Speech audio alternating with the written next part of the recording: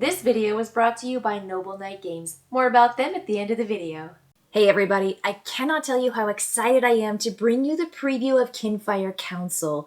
Now, if you have seen anything on my channel, you know that I played Kinfire Chronicles Night's Fall, and I've also been talking about the other Kinfire card games, Kinfire Delve. They have 2 of their 3 current games planned already out and released. So if you want to go check out all the Kinfire IP, all the world, the story, the characters, the cool things that those cooperative games offer, I would highly encourage you to check it out. But I will say the thing I'm excited about is the campaign for this game right now. Kinfire Council is up. It's on Kickstarter right now, so no waiting.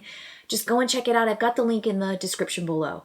Now, what you're going to find in this game is a 2 to 6 player game that takes the night to play. And it's just, when you say the night, it's a centerpiece of a 2-hour game. This doesn't take all day to play. It's just the nice focal feature of your game night. It is competitive, and I wanted to start off with that because it's kind of an interesting shift for the Kinfire world to take all of that lovely, lovely theme and location and story and characters that I'm familiar with, having played all the previous Kinfire games, and make it into this very fascinating asymmetrical worker placement competitive game. And there's some delicious things to like about this. I will say quickly though, this is an early prototype and they are still honing and developing and balancing some of the features of the game. So what you're going to see is the game in progress, and you're going to go to the website and check out all the really great artwork they've been working on, the great design by Kevin Wilson, and just the really great things that Incredible Dream is doing with this game. So I will tell you what this game offers players, and hopefully you'll go and check it out because there's some really fun stuff here. So the really cool thing is that there's asymmetrical characters and you have 6 to pick from. And not just that, I am playing right now, I've got Roland out here, who begins with one of the special abilities. Roland is a scholar, and this is player's main seeker character. And then what they have to follow up with to place out as workers are smaller characters that can go into these circle spaces. You'll notice that these discs right here are labeled A, B, C, D. They will in future, in the final product, actually have pictures of these characters, of Thwart, of Mikkel, of Yule, Amelia, and Vina. And you'll actually have their image on your disc, not just a letter A, B, or C or D.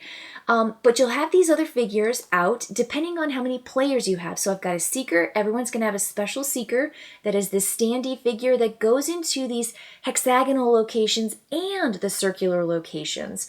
And you'll see that there's a couple different hex places at the lighthouse over here to capture those cultists, and then you can essentially put your other figures in the circle spaces. So there's kind of like a tiered difference. You have one really good worker and they're your main character, and I love that slight differentiation in worker placement.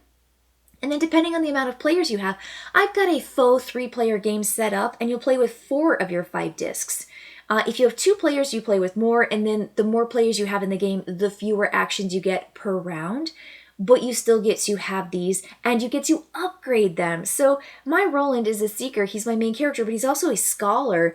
And you're going to have these 6 different, they're double-sided. So you've got guard, and you've got spy, you've got merchant and noble, and then you've got artisan and scholar, and you are able to grab those to upgrade your basic workers to go out and do really, really cool things. Because on your turn, you're sending a worker out to go somewhere, activating a location, and there are tons of places, as you can see. This is a modular board, and it's really cool because it makes it really easy. I'm going to just open it. See, you can see it right here. It comes apart, but then it comes together. This is Din Lux, the city of Din Lux, with all these amazing locations. This is just squarely in this lovely fantasy world, with all these different shops, City Hall, Great Lighthouse, Isabel's Emporium, Horseshoe Market, the Tumbles. You got this docks area. I mean, just lots of fun and theme here. But these are going to be the locations that you have to send your workers out to gain resources, to gain victory points, to gain votes, in these special elections that we will be vying for competitively. We might actually really want to vote on something so that we can pass it or gain something of value to us individually, but we kind of have to vote, and the majority of the different issues is going to pass. This is the counselor that is helping your seeker succeed. And this asymmetrical start will give you a combination that's different every single time. Much like the board is modular, your character player mats are. So I might be playing with Roland one game, but I might not be playing with Talos as my counselor. And my counselor is going to give me a very special, unique action ability opportunity in the game that nobody else is going to get. And over here, I've got all of the other characters, Valora, Naz, Kor, Asha, and Fane, that all start with one of the major 6 abilities, plus they get to have one of these other counselors that's going to pair with them. And players are going to have the chance to, we're going to put these together randomly at the beginning of the game, and you essentially draft the combination that you want. It's really, really cool, and it gives you a chance to play a different style and with a different seeker and counselor every single time you play. So players are going to want to build these lighthouses over here, and they're going to be earning victory points, but there's also this kind of negative presence. There is this cult. There is this kind of, badness that you're fighting against, but it's also a way that you can lose the game. So you may not just lose the game player to player, but you might actually lose if the cult wins. And the player who has the most influence with the cult, they actually win the game. So there are different ways to victory, and there are 2 different ways the game could possibly end. But we're essentially building the lighthouse. We are trying to run around capturing cultists. We are trying to gain presence and also meet the city's needs at the same time. But I've already done, there are 3 phases in each round. I've done the first phase, and this first phase is called Sun's Rise, then it goes to Day's Light, and then the third phase of the round is Night's Fall. So we kind of have 3 parts of the day. So in the first part of the day, what we're doing is we are flipping over 2 of these issues that we're going to vote on. Right now we have Seeker Hazard Pay, which is a crisis. You resolve and discard it unless passed. So it's going to stay out there if we vote for the special land grant, which is an election. And if passed, the lead sponsor, the person who bid the most or voted the most on this, will receive the card, and they will receive bonus things, which is really, really great. Players might be pretty selfish and want to go for this and not worry about the Seeker Hazard Pay. So there are issues to vote on that will change things in the game and will change essentially how we interact with each other and with the cult. The next thing you're going to do is you're going to draw out these cult chits from the bag. So there are in here 18, plus there are cultist leaders that are in this bag. So when you reach in here, you're going to find, yep, there they all are. We're going to keep them in there because what we do is we will draw 3. We have spaces for 3. And then we'll place them out on the board. So I'm going to place this one blocking the fishing fleet and the sea trade. I'm going to place this out here blocking the Crimson Exchange. And I'm going to block up here City Hall because that's what the number says on the cult disc. Then we're going to come here to this space and we're going to draw. 1 is between 1 and 6. So we're going to draw a card to put here. And this says Crop Blight. It says, when drawn, immediately triggers add food to city needs. Oh, so this doesn't go. This doesn't stay out there.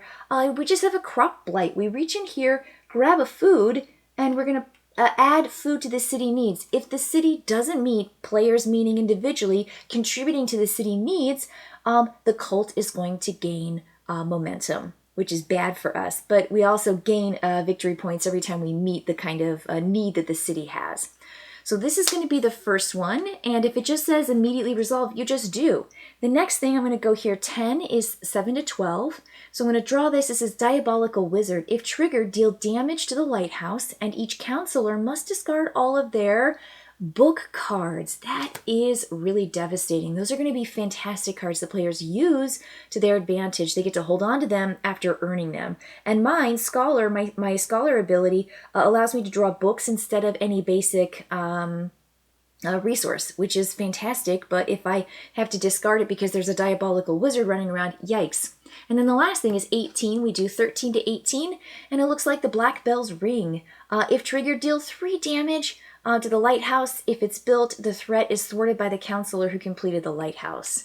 Yikes. So there are ways that these are going to trigger. These are going to receive essentially more and more weight. It's going to take time for these to resolve, for the cult to kind of, gather its strength. But at the beginning, we're just going to get these, draw them, they're going to block the spaces, and they're going to do some damage.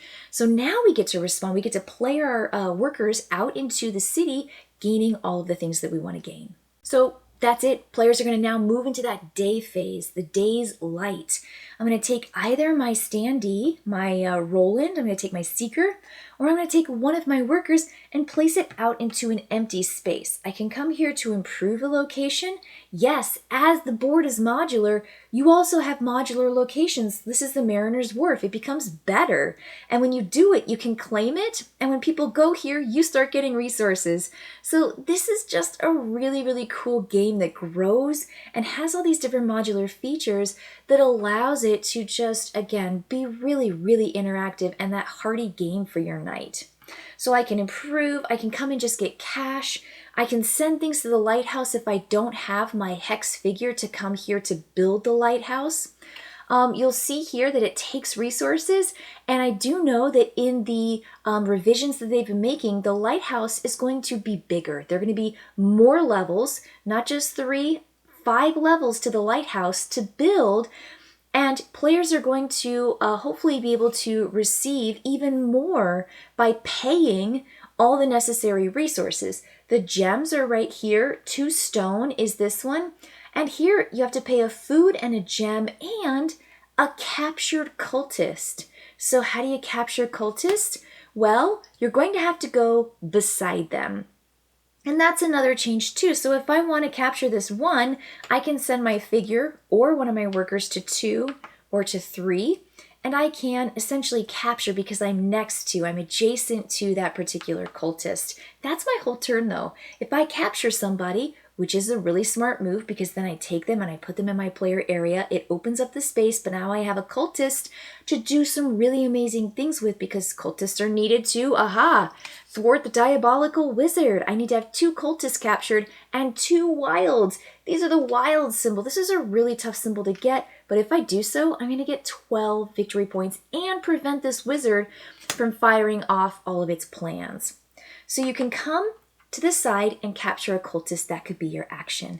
You can send your worker out simply to do the action at the location. And if there are 2 choices, you have to pick. So I can go to the tumbles and get $2 or a vote, which means I take one of these discs down here. There is a limited supply at the beginning of the game.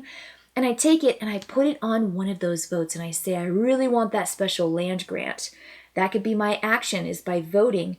Or I can train this worker that I sent there to become a spy or a guard by paying $1. We all start with a little bit of money at the beginning of the game, so it's probably a good thing to get my workers trained so that they start doing super, super special things. That's the spy or the guard. The spy says, when played, I may return an adjacent cultist to the bag and gain 3 points and cast a vote when I do it because I'm a spy. I'm like, have intel and information. So good. And then the guard says you can place your worker in the same space as a cultist. If you do, you arrest them for free and you get to do the space on the location that you went to. So it's like getting 2 actions. These abilities are dynamite. I mean, amazing things. That's it. That's all you're going to do is you are going to go and you're going to take that action of the location. There are so many different things to get. You can get these cool cards up here. These are amazing. A velvet glove allows you to do a variety of things on your turn. You can gain really great stuff. You can play to help with the law. There are tons and tons of these guys, so you'll see that there are plenty of options for the voting and for all the different issues to come up during the course of the game. But that is going to be your day phase, playing out one worker play is going to pass, and then it's going to come back to you. You're going to play out a worker again. You can come up here with your special seeker or over here to build the lighthouse or to thwart cultist plans, and you're going to send your normal workers out to these circle spaces, but your special guy can go out there too. So just a lot of fun here. Now, after you do your day phase, which is that placing out your workers, you're then going to go into Night's Fall. Night's Fall is going to ask you to resolve any of your city needs. Now, during your turn, when you place a worker out, you're allowed to pay for any city needs if you've got that resource. So if I had a food, I could pay a food over here and then place one of my available discs. Now you only have 3, you can get more, these are your supply. And you would place it over here and you would say, I paid that food, I'm meeting the city needs. So in the night phase, we evaluate who is actually provided for the city, and they're going to get a victory point, or the cult of Altan is going to essentially be a little bit stronger. So that's going to be the first thing you do, is just evaluate the city needs. You're going to check for the lighthouse. At the end of every phase, the lighthouse is going to be evaluated to see how well all players and seekers did to build up the lighthouse versus how the cult is going to gain from it. Then you're going to resolve the docket and see how did this go, how many people voted for one over the other, and then that's going to essentially determine if there ever is a tie for anything. The player with the first player marker is going to determine, even if they're not in the vote, they will determine which tie, which way it goes, which favor it goes in the direction of. So that's going to be the resolving the docket. Then you're just going to do what the card says. After that, you're going to look at the cult. And if players have cult influence because they have sided with the cult, they actually lose a victory point for every influence they have here. So that's also one tricky thing to go with the cult. If you really think that they're going to gain in victory points, you don't necessarily care about your victory points, because that's one way that the game could end, is by winning with the cult. So your victory points don't matter, but you are essentially sacrificing that individual win because you're really siding with the cult. And then you're going to retrieve all your workers, you're going to retrieve your seeker, and you're going to pass that first player marker to the left, and you're going to keep going. There is so much to like here, and I honestly can't cover all of it because it's just such an experience. And I wanted you to see everything though, so you can actually see, again, the modular board, this kind of tiered system. The higher you go in the city, the more expensive it is. So if you want to send one of your workers out to the top tier, it costs $2 in taxes. And you have to pay $2 just to go to, let's say, Lynn's, where you can get 2 food and 2 stone for just 1 worker action. Because down here, you would just be getting 2 food or 1 stone. You don't have to pay, but you're kind of getting that lower action. If you go here to the middle section, you have to pay 1 in taxes. So this tiered system is really interesting. The votes are absolutely fascinating. I love the asymmetrical player character sheets. Plus you get that counselor that pairs with it. I think that's fantastic. I love a bag draw. And when you reach in here to draw for your cult, you essentially are reaching in to do 3. So you come in and you put them over here and you're like, well, those are going to be the spaces that are blocked this turn until someone goes and captures them and puts them in their player area, opening up that space, or unless you have a guard special action, which is great. So this is where you're going to be upgrading your characters with these. You can only have 1 at a time, but there's, again, so much to like here. I love that they're giving the lighthouses more space for players to contribute to. And I think that the cult is really going to have some teeth in this revised version, because that is a super cool special element to the game where it might actually change the end game for players if the cult wins over the other players. And you'll see here that there's this black disc right here for the cult, because they're going to keep track of their victory points the same as players. Just cool. Very cool. A lot to do, a lot to plan out. It's a nice worker placement puzzle game with resource management to a T. Just fun. And you better believe that player turn order matters here, because when you really need to get to a space and someone goes there, oh no, I'm blocking that space. You can't go now to that space because I went there. Or over here, there's only one of those lighthouse spaces, but you can come down here to the trade routes and pay $1 to just contribute to the lighthouse, but it costs money now. So first come, first serve. Just a delicious, delicious game. So I think this is tons of fun, and I'm really, really delighted. I'm pleased that the competitive version with this world and these characters actually works so, so well. So this is a nice, medium weight strategy game for 2 to 6 players.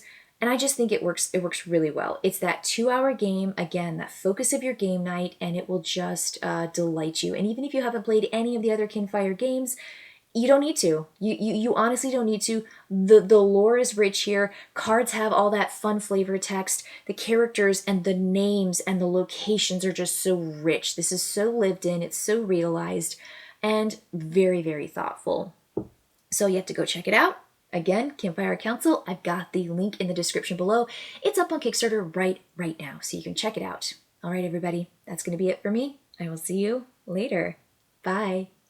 Here at Noble Knight Games, we've been carefully growing the world's largest selection of board games, role-playing games and dice, war games, miniatures and paints, card games, and more. Going on 25 years now. Our rustic castle contains more game and hobby goodness than you can shake a stick at. Complete with careful packaging and the finest customer service the land can provide. You can buy, sell, trade from anywhere in the world, just like nature intended. Noble Knight Games.